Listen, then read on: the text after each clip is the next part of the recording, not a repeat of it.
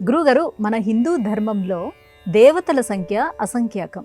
దేవుడు ఒకటే అని చెప్పే ఈ ధర్మం ఇంత వైరుధ్యానికి కారణం ఏమిటి? ఒక్కడే సూర్యుడు, కానీ ఉదయం వేళ ఒక విధంగా బాలార్క తేజుడిగా కనిపించే సూర్యుడు మధ్యాహ్న సమయానికి మరొక విధంగా, సాయంత్రం సమయానికి మరొక విధంగా, రాత్రివేళ మరి ఒక విధంగా మరో చోట వెలుగుతూ తెల్లవారగానే మళ్ళీ మనకు దర్శనమిస్తూ, ఒక సూర్యుడు సమస్త జీవులకు తాను ఒక్కొక్కడై తోచుపోలిక అంటాడు పోతనామాత్యుల వారు శ్రీమద్భాగవతంలో. సూర్యుడు ఒక్కడే, కానీ అనేకులకు అనేక రూపాలలో దర్శనమిస్తూ ఉంటాడు. నానాలింగద్వాదృతూనాం నానా సూర్యత్వం. ఒక్కొక్క ఋతువులో సూర్యకాంతి ఒక్కొక్క విధంగా దర్శనమిస్తుంది. కాబట్టి ఆయా కనిపించే సూర్యకాంతికి వేరు వేరు పేర్లు.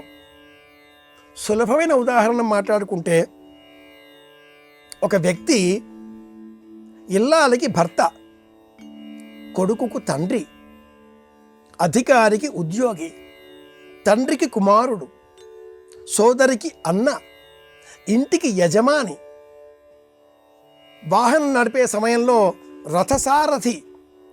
వ్యక్తి ఒక్కడే, భిన్న భిన్న నామాలు.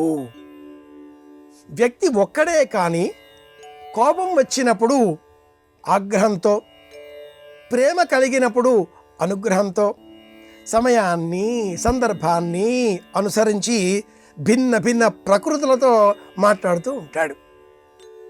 హిందూ ధర్మం ఈ విషయాన్నే మనకు ప్రస్తావన చేస్తూ, దైవం ఒక్కటే కానీ అనేక నామాలు, భిన్న భిన్న నామాలతో మనం ఆ దైవం ఉనికిని గుర్తించాలి అంటూ బోధించింది. ఏకం సత్ విప్రా బహుధావతం యజ్ఞం యమమ్మ తరిష్వా నమాహో అన్న ఋగ్వేద మంత్రంలో ఉండే ప్రధాన అర్థం ఇదే.